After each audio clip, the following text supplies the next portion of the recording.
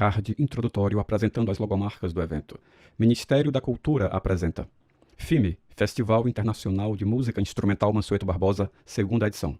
Realização, Lei de Incentivo à Cultura, Lei Rouanet e Casa de Vovó Dedé. Ministério da Cultura, Governo Federal, Brasil, União e Reconstrução. Logomarca do evento. Na sequência, imagens de ações realizadas pelo FIME. Arte, cultura e formação musical. Atividades remotas e presenciais. Intercâmbio de experiências, cursos, mesas temáticas, palestras, workshops, recitais, músicos nacionais e internacionais, acessibilidade,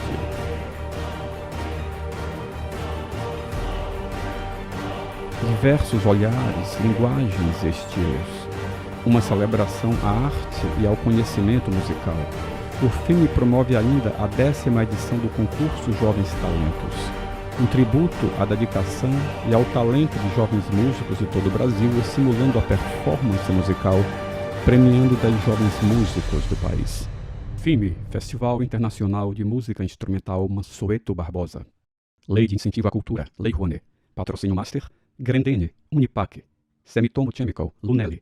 Patrocínio, Cosampa, Aco, Termaco, Asfaltos Nordeste, Ibite, Varejão da Sucata. Parceiros, BG Soluções Sociais, Fix Turismo, VSM Comunicação. Realização, Casa de Vovó Dedé, Ministério da Cultura, Governo Federal, Brasil, União e Reconstrução.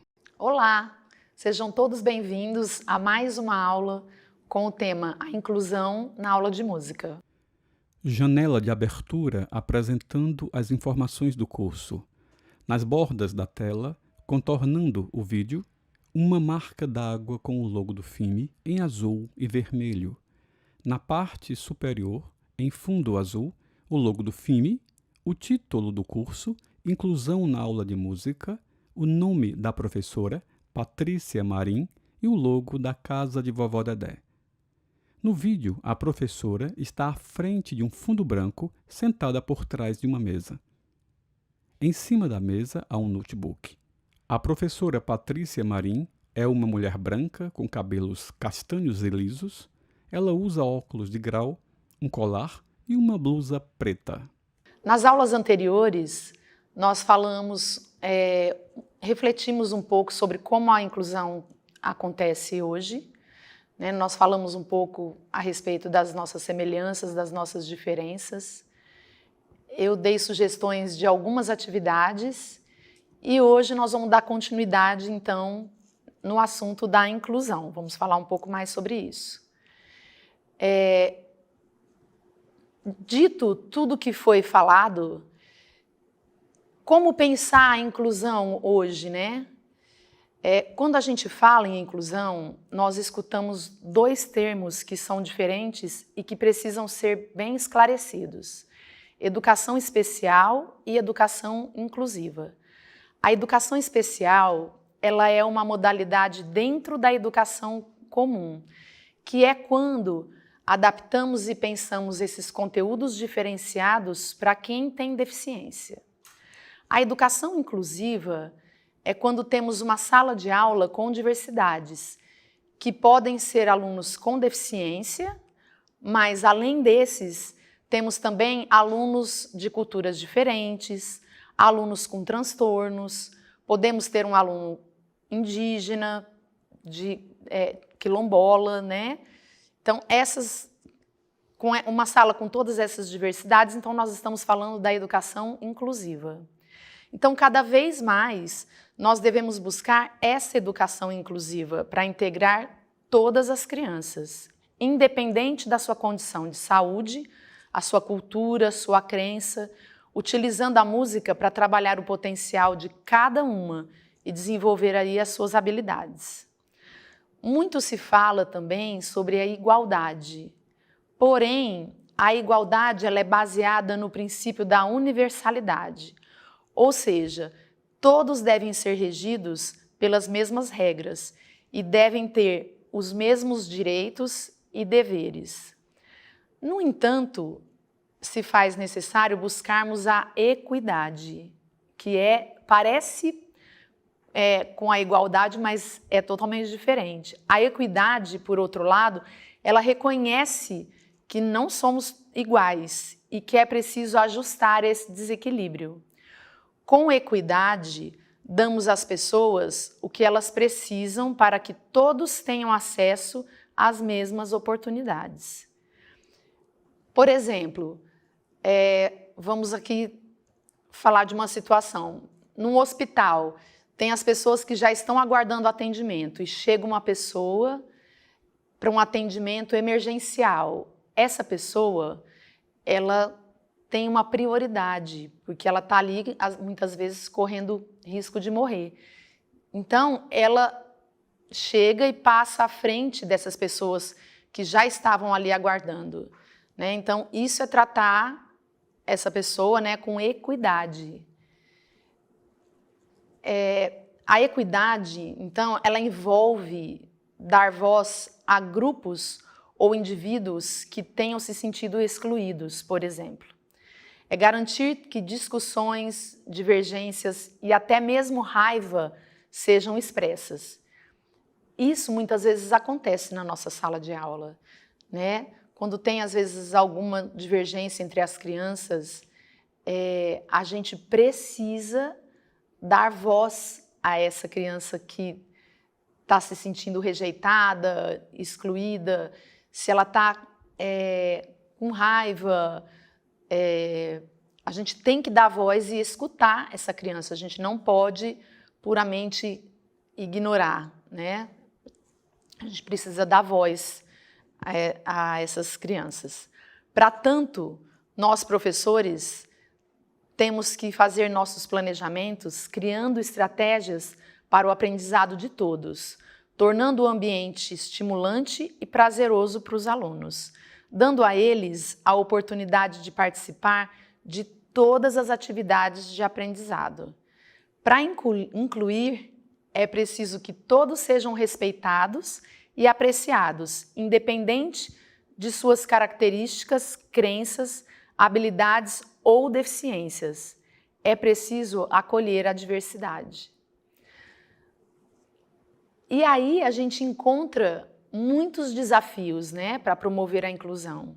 Nos dias atuais, o movimento da inclusão em escolas regulares lidam a todo momento com a falta de profissionais com formação específica, né, em educação especial, a falta de acessibilidade e a ausência de recursos pedagógicos, que muitas vezes são substituídos por materiais reciclados ou improvisados para a prática do educador em sala de aula. Eu mesma já passei por essa experiência.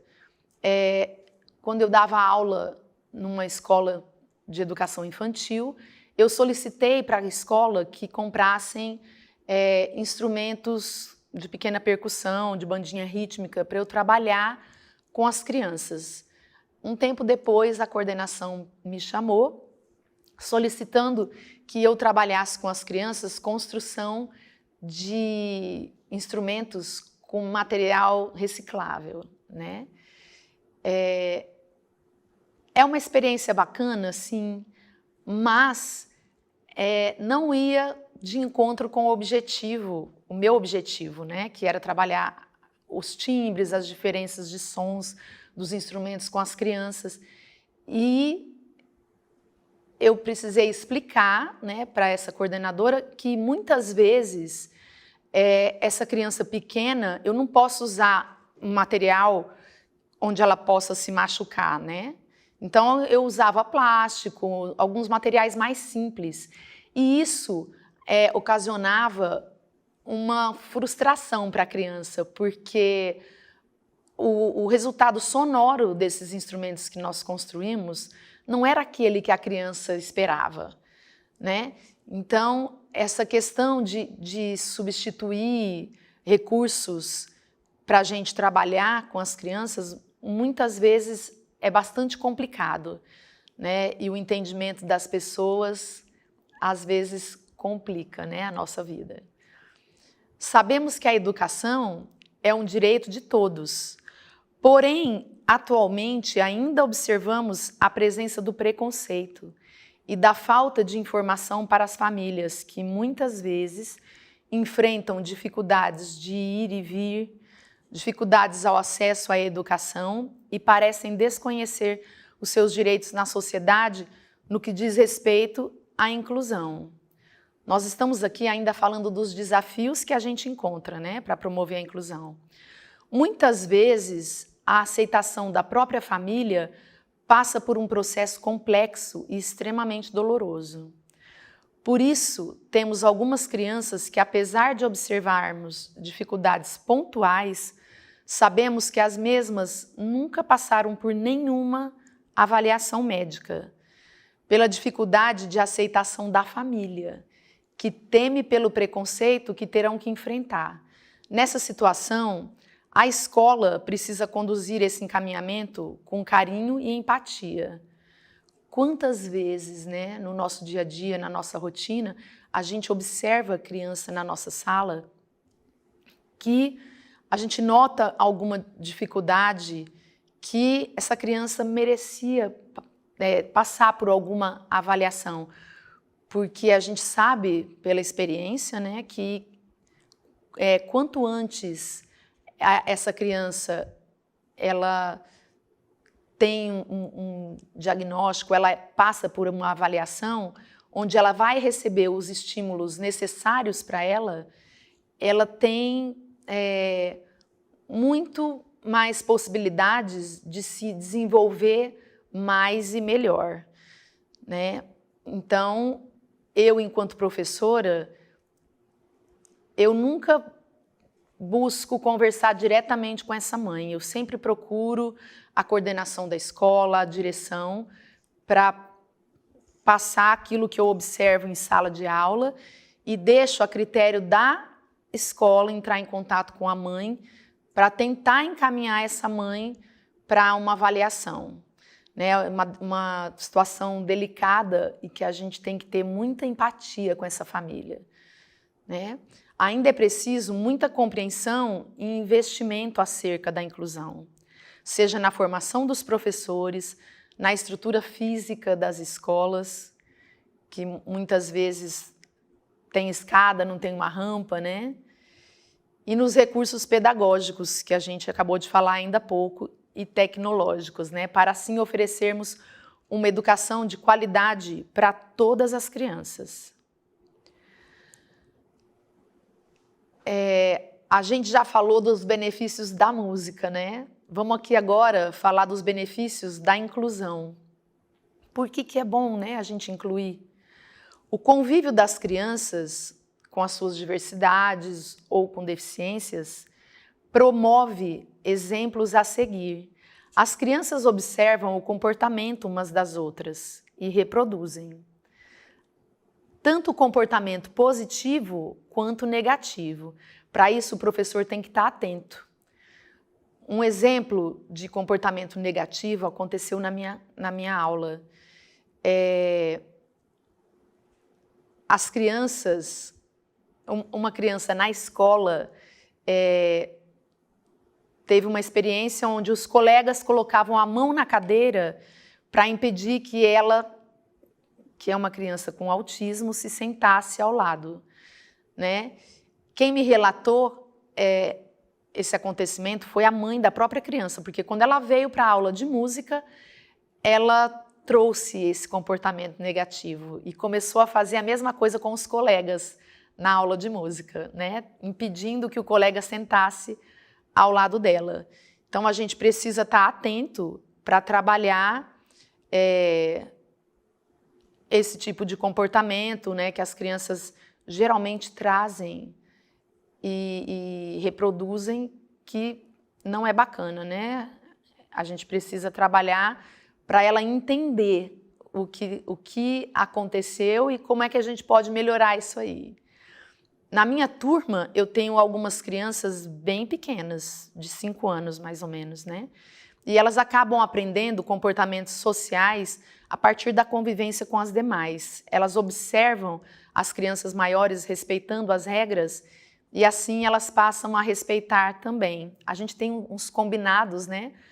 Antes de iniciar a aula, e ali eu coloco as regras, né, que a gente tem que respeitar na aula, e muitas vezes uma criança ou outra não quer respeitar alguma regra, mas a gente sempre lança mão de exemplos que a gente tem dentro da própria turma de crianças que estão fazendo direitinho, que estão respeitando as regras, respeitando os colegas, para que essas crianças compreendam melhor. Outro benefício da inclusão é o desenvolvimento social e emocional da criança, né? Com estratégias de inclusão, o professor ele faz atividades para o estabelecimento de regras e proporciona aí um ambiente acolhedor e de afeto. Isso traz um sentimento de pertencimento ao grupo e, como consequência, um desenvolvimento da autoconfiança e da autoestima da criança. Mais um benefício da inclusão é o respeito às diferenças. A inclusão ela é totalmente positiva para todos os alunos, não só os alunos com deficiência, né, mas para todos. Pois a criança com deficiência, ela se sente tratada da mesma forma que as outras crianças, e a criança que não tem a deficiência, ela vê o colega como ele é, e não a sua deficiência. As crianças crescem percebendo que o mundo é diverso e que somos todos diferentes, que essa diferença traz mais aprendizados para todos nós. Então, já que nós falamos dos benefícios da inclusão, vamos pensar aqui, como é que a gente pode possibilitar essa inclusão, né? O que a gente pode fazer para favorecer a inclusão?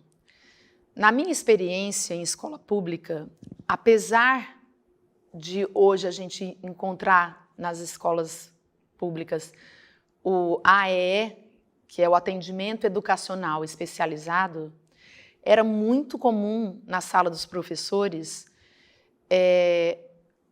que nós, né, compartilhássemos nossos sentimentos de impotência, de insegurança, de angústia e de desamparo. Muitas vezes na sala de aula, quando a gente se depara com crianças com deficiência, que nós não fomos preparados, né, a gente se sente impotente e muito só para lidar, né? Dessa forma, como é que a gente fez, né, na escola que eu trabalhava? A gente compartilhava na sala dos professores o que estava acontecendo, a maneira como a gente estava se sentindo, e a gente percebia que ali era preciso fazer algumas coisas importantes antes da gente traçar as estratégias para incluir essas crianças. A gente precisava observar algumas coisas, né? Como, por exemplo, conhecer o perfil dos alunos. Cada turma que nós trabalhávamos tem um perfil específico, né? Tinha turmas que tinham mais crianças que apresentavam deficiências, tinha turmas com menos crianças, mas que, por outro lado, também tinham crianças com outros tipos de dificuldades. Então, essa necessidade de conhecer o perfil dos alunos, né, de cada turma, foi muito importante para a gente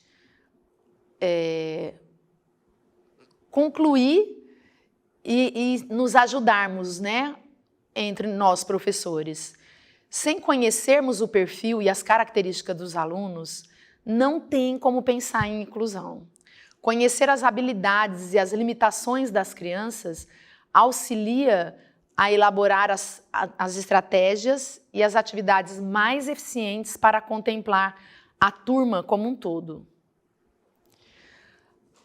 Outra coisa que a gente pode fazer para possibilitar é utilizar os recursos disponíveis.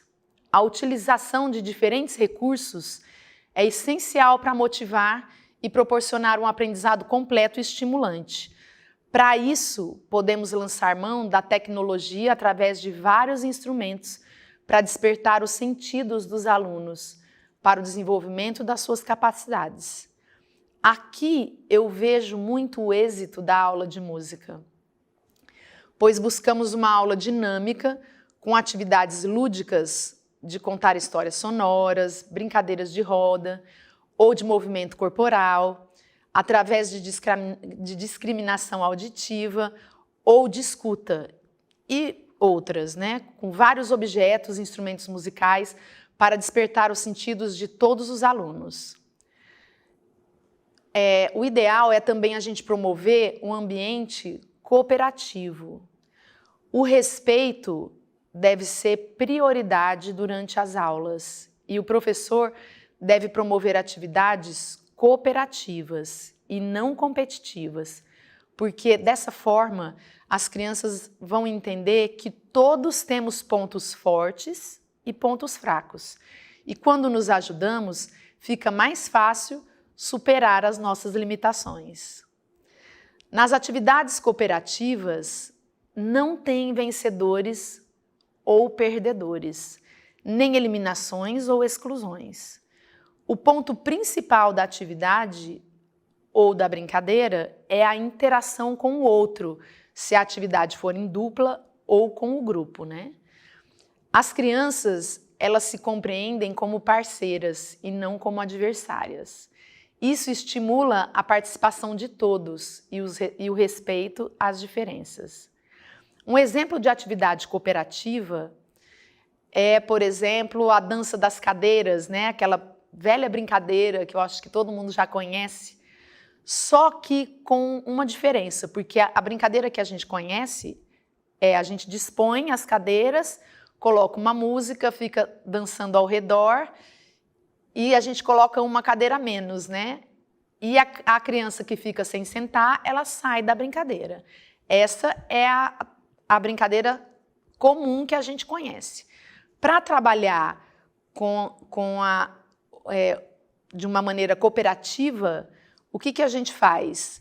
A gente tira a cadeira, mas não tira as pessoas. E aí combina com as crianças que elas têm que auxiliar, todo mundo tem que sentar, independente da quantidade de cadeiras que tem na brincadeira, né? É muito prazerosa, né? As crianças amam. Até ficar uma cadeira e elas sentarem meio que uma no colo das outras, elas sempre dão um jeitinho ali de não deixar ninguém em pé.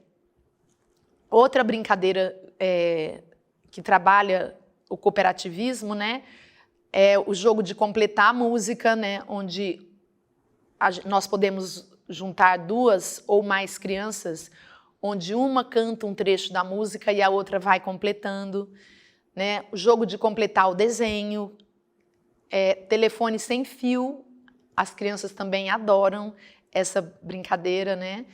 Eu costumo fazer muito essa brincadeira com as crianças, só que não da maneira como eu brincava quando criança, né? Que era falar só uma palavra difícil. Agora a gente trabalha com trechos de música.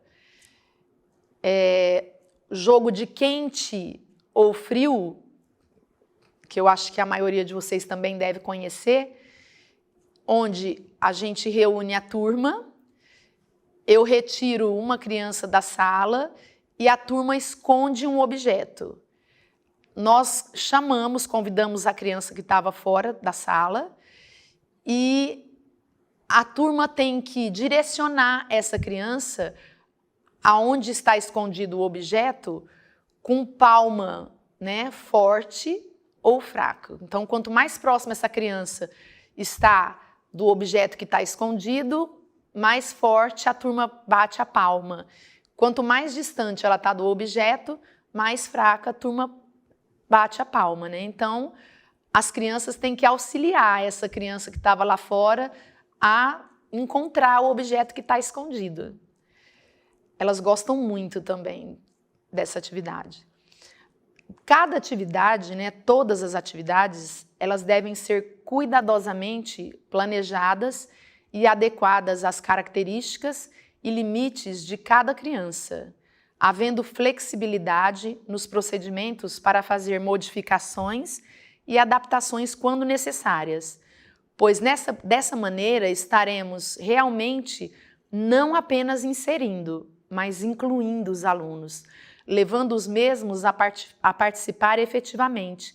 E aqui eu relembro o que a gente já disse em outra aula, que a gente tem que cuidar para que a gente não escolha atividade nem além e nem aquém, né? Não pode ser coisas simples demais que as crianças percebem, né? Quando a gente está dando coisas fáceis demais para elas fazerem, e elas gostam do desafio. Então a gente tem que cuidar dessa parte. Então, antes de encerrarmos essa nossa aula, eu vou mostrar aqui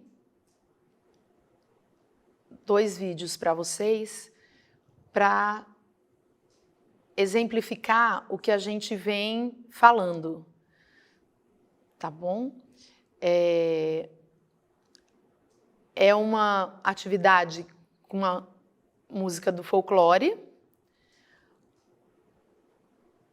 Eles estão em roda e eles têm que se observar, e nós estamos trabalhando aqui, além da música do folclore, e a coordenação motora deles, a lateralidade e a pulsação na roda. Então vamos verificar. Vamos.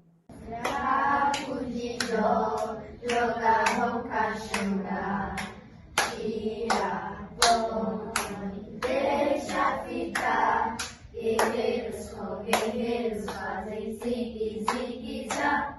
Guerreiros com guerreiros fazem zigue-zigue-zá. Escravos de Jó jogaram caxangá. Tira, põe, deixa ficar. Guerreiros com guerreiros fazem zigue-zigue-zá. Guerreiros com guerreiros fazem zigue-zigue-zá. Agora nós vamos ver um segundo vídeo, onde as crianças estão dispostas em círculo e nós estamos trabalhando também a pulsação, mas em 2 rodas. A roda de fora, as crianças estão cantando a música Marcha Soldado, que era uma cantiga simples do nosso folclore que todo mundo sabia, e a roda de dentro está batendo a pulsação. Vamos observar.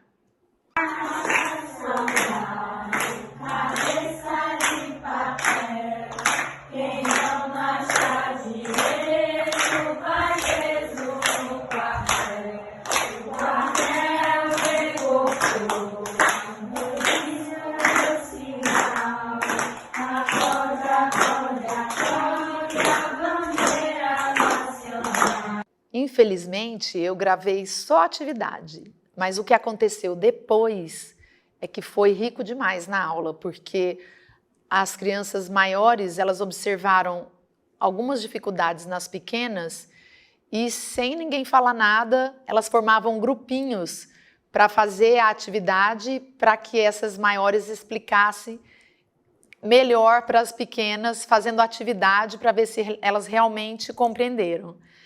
Então, é a consequência, né, de ser um ambiente de respeito e de muito afeto na aula. Logomarca do evento. Na sequência, imagens e ações realizadas pelo FIME. Arte, cultura e formação musical. Atividades remotas e presenciais. Intercâmbio de experiências, cursos. Mesas temáticas. Palestras. Workshops, recitais, músicos nacionais e internacionais, acessibilidade,